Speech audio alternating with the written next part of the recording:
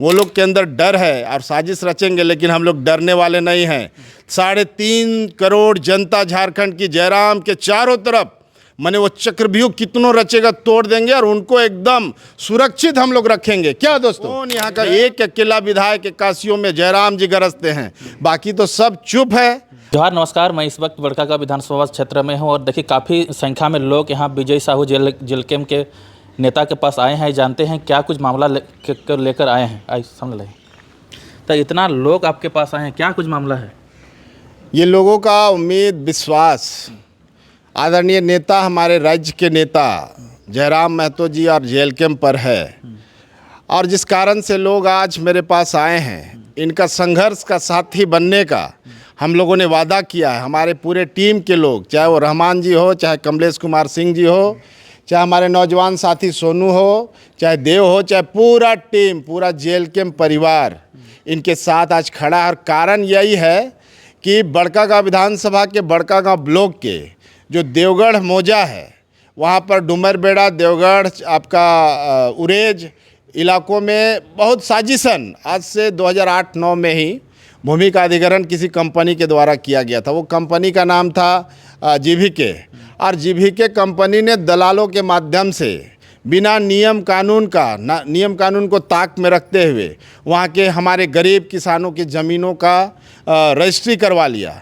और उसी में कुछ परिवार ऐसे भी थे जो आज अंतिम समय तक लड़ते रहे, और उनके लाख छल प्रपंच और लाख डराने के बावजूद भी वो अपनी ज़मीनें रजिस्ट्री नहीं किए। लेकिन फिर इन लोगों ने साजिश रचा कि वो जो ज़मीनें थी उनका माने जो उन खतियानी ज़मीन था, और खतियानी ज़मीन का रसीद काटना बंद कर दिया गया था। उसी को लेकर के लोग मेरे पास आए थे। हम लोग भी पूरा भ्रमण किए थे, संबंधित पदाधिकारी, अंचलाधिकारी बड़कागांव से हम लोगों ने बात किया, और उनके पास कोई माकूल जवाब नहीं था कि क्यों इनकी रसीदें बंद की गई हैं। क्योंकि खतियानी ज़मीन हमारा हक है। झारखंड में जल जंगल ज़मीन की बात हम करते रहे हैं, और आज पूरे झारखंड में विस्थापन, जल जंगल ज़मीन की लड़ाई कोई लड़ रहा है तो जेलकेम आदरणीय टाइगर जयराम महतो जी लड़ रहे हैं। तो इन लोगों को विश्वास हुआ कि उनके नेता के पास जाएंगे, और हम लोगों ने पूरा भरोसा दिलाया है। और सीओ से बात करने के बाद आश्वासन मिला है कि नहीं, उनकी रसीदें काट दी जाएंगी। उसी खुशी में ये मैं बहुत आनंद विभोरित हूँ कि अपने लोगों के लिए मैं लड़ाई कर रहा हूँ। तो हमको ये मैंने धन्यवाद देने भी आए हैं, और बाकी चीज़ों की चर्चा करने यहाँ पर आए थे। हम लोगों ने इनको आश्वस्त किया है कि आपकी लड़ाई यहाँ से लेकर के देवगढ़ और उरेज और डुमरबेड़ा की लड़ाई नहीं है, ये लड़ाई कमोबेश पूरे झारखंड की है। और मेरा कोई भी खतियानी परिवार को कोई उजाड़ने का साजिश रचेगा, जेलकेम विजय साहू और पूरा टीम वो बर्दाश्त नहीं करेगा। इस लड़ाई को हम लोग रांची तक ले जाएंगे। और एनएमडीसी का जो गलत प्लानिंग है, जब जीवीके के बाद एनएमडीसी आया है, तो एनएमडीसी को हिदायत देना चाहते हैं कि हम अपनी ज़मीनें, अपना घर हम उजड़ते हुए नहीं देखना चाहते हैं। हम नहीं देंगे, और इसके लिए जो संघर्ष करना पड़े हम लोग करेंगे। पूरा टीम हम लोग इनके साथ है। अपना सांसद है ना, विधायक है, सैकड़ों लोग आपके पास आ जाते हैं। ये विश्वास है। इस राज्य में राजनीति बदल रही है। ये राजनीति पहले थी कि सांसद विधायक केवल लोगों को इस्तेमाल करते रहे, केवल वोट की राजनीति किए, सांसद के पीछे पीछे लोग घूमते रहे। लेकिन अब झारखंड की राजनीति बदली है। झारखंड के लोग खुद लड़ना चाहते हैं। मैं क्या, ये सब कोई लड़ाकू लोग हैं। जो लोग आए हैं अपने हक के लिए लड़ना है। यही हम लोग सीख भी दे रहे हैं कि कोई नहीं लड़ देगा आपके लिए, आपको अपनी लड़ाई खुद लड़नी पड़ेगी, और उसमें हम आपके साथी रहेंगे।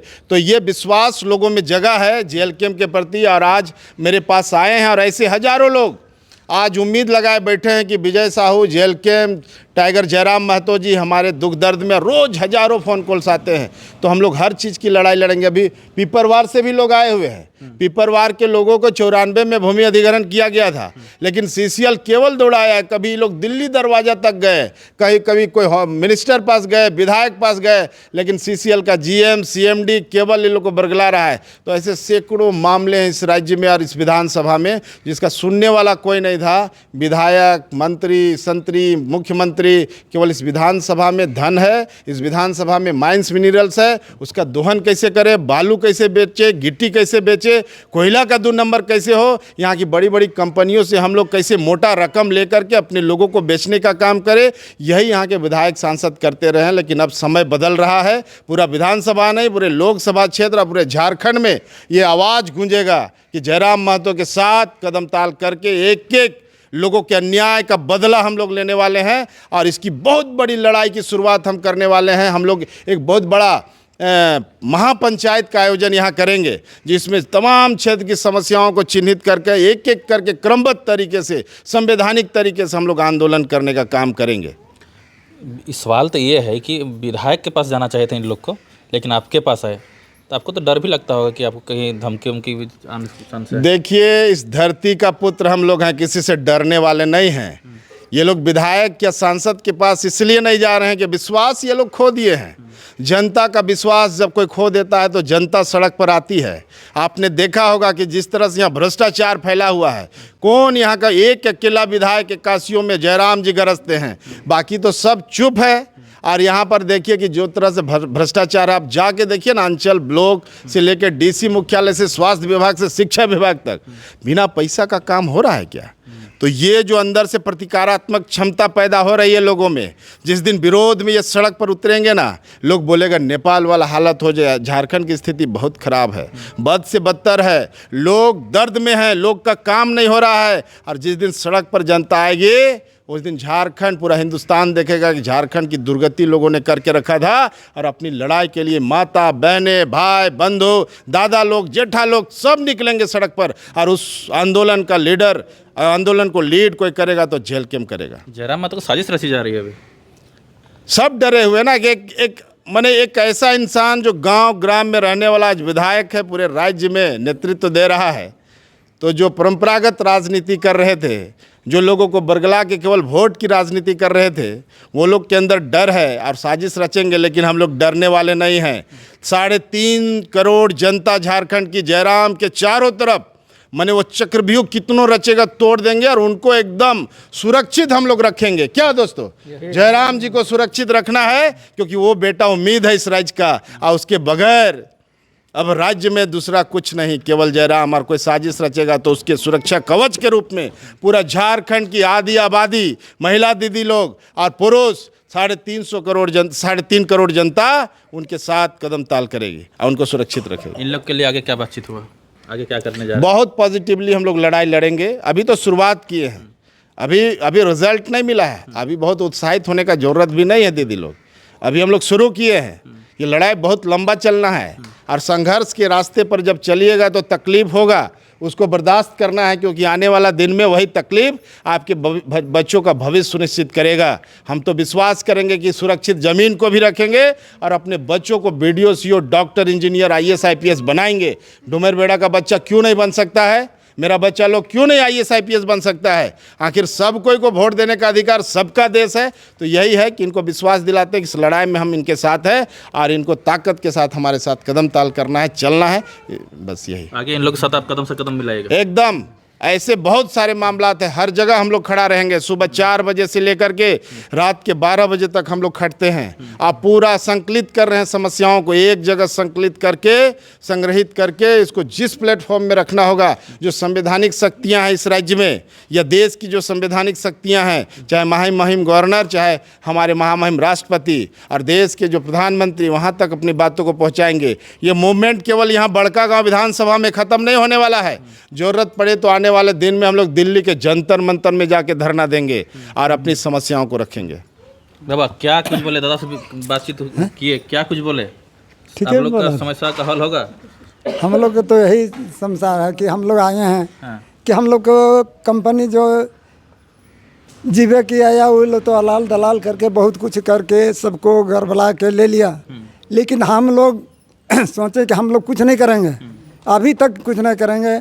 हम सोचें कि तो बोला कि अरे आज नहीं कीजिएगा, काल अरे का बैंक, उसमें सरकारी बैंक में जमा हो जाएगा पैसा, आपको पैसा तहस नहस हो जाएगा, कुछ नहीं आपको मिलने जाएगा, सरकारी राइट से मिलेगा पैसा। हम कि मिलने दो या नहीं मिलेगा, उससे हमारा कोई मतलब नहीं है। लेकिन मेरा ज़मीन है, हम ज़मीन से मतलब पीछे नहीं घूरेंगे। बहुत दलालों का एकदम आपको यहाँ से हटा दे, हम कि हटाएगा कैसे? अरे गोली मारेगा तुम, यहीं मारेगा तो यहीं मर जाएंगे। लेकिन तू क्या करेगा? गोली भी खाएगा? गोली, हाँ, लेकिन यहाँ हम अपना जगह से हट जाएंगे तो बोले कि ठीक है अब नहीं जाइएगा तो पैसा वहाँ जमा हो जाएगा, तू लोग देखते रहे। हम कि देखते रहेंगे। हमरा काहे माना है कि आज से नहीं, इतना बुढ़प्पा हो गई हैं, हम सोचें कि ठीक है सब कुछ कीजिए, लेकिन सरकार का नियम है कि जब तक हम हैं यहाँ, और यहाँ जब तक ना अगर कि हम पैर हाथों को दागे नहीं देंगे तो किसी को बाप का हकीकत ना है कि हमारा जमीन कबाड़ लेगा। दीदी विश्वास लगा कि विजय साहब आप लोग का काम करेंगे? आप लोग सब रहेंगे? हम लोग साथ रहेंगे, विजय साहब के साथ रहेंगे, सब परिवार मिल के जिस तरह चल रहा है उस तरह चलाएंगे। विश्वास है? हाँ विश्वास है। क्या कुछ कहेंगे भाई साहब? विजय साहू के पास आए तो जेल के नेता के पास, क्या लगा, उम्मीद लगा कुछ?